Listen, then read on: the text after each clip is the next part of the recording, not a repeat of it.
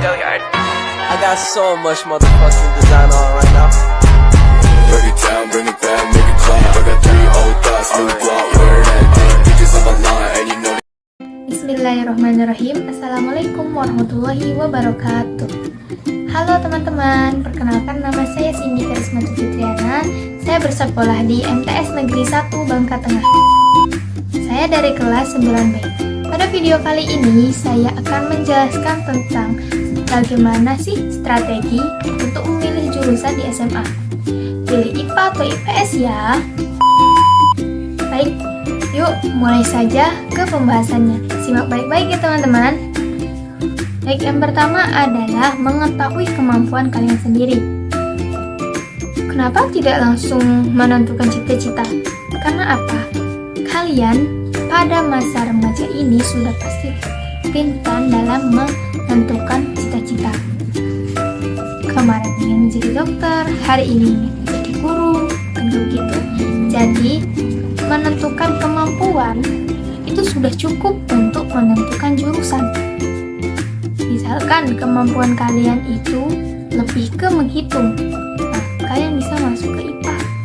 Jika kemampuan kalian itu lebih suka menghafal, lebih mudah untuk mempelajari sejarah, maka kalian bisa mengambil jurusan IPS. Lalu gimana ya kak kalau kita atau kalian itu belum mengetahui apa kemampuan kalian?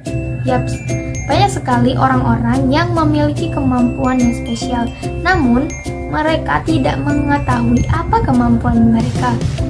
Jadi kemampuan itu akan terbuang sia-sia. Saya yakin setiap orang memiliki kemampuan yang berbeda-beda. Baik, cara mengetahui kemampuan kalian, kalian bisa mulai dari hal yang sederhana dahulu, seperti nilai kalian di rapot. Nah, karena di SMA itu ada 2 jurusan ya, IPA dan IPS. Jadi kalian bisa melihat apakah nilai IPS itu lebih besar dari IPA atau sebaliknya. Nah, dari sini kita bisa melihat dari nilai yang lebih besar, kita bisa melihat kalau kita lebih mahir di bidang mana, lebih mampu di bidang mana, lebih ahli dalam bidang apa. Langkah kedua yaitu menentukan jurusan. Setelah kalian mengetahui apa kemampuan kalian masing-masing, kalian bisa memilih jurusan yang sesuai dengan kemampuan kalian.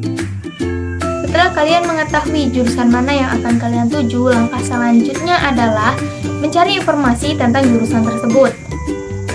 Step ini sangat penting ya teman-teman, karena dengan kita mengetahui apa yang akan dipelajari di jurusan tersebut, lalu kita akan mengambil jurusan kuliah apa. Setelah mengambil jurusan tersebut, kita akan dapat mempersiapkan diri untuk memasuki jurusan tersebut. Kalian tidak boleh mengada-ada ya, seperti misalnya, oh jurusan IPA itu tentang menghitung, sudah pasti sangat sulit. Lalu, oh jurusan IPS itu tentang sejarah, itu sudah pasti membosankan. Itu tidak boleh ya.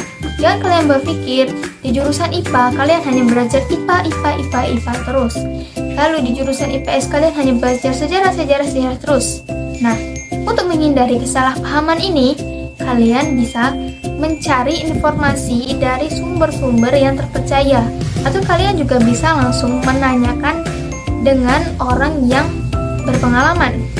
Contohnya seperti kakak kelas, lalu orang tua kalian, atau kakak kandung kalian, atau juga boleh dengan guru.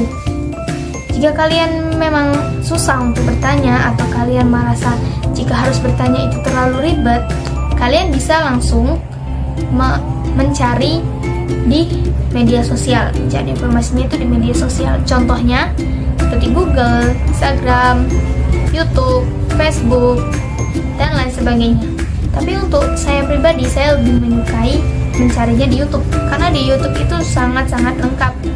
Apalagi kalau di YouTube itu seperti kita bertanya langsung, namun secara daring. Oke, kita sampai pada langkah yang terakhir. Langkah yang terakhir yaitu meminta pendapat orang tua. Terakhir yang paling penting adalah komunikasi antara siswa dengan orang tua.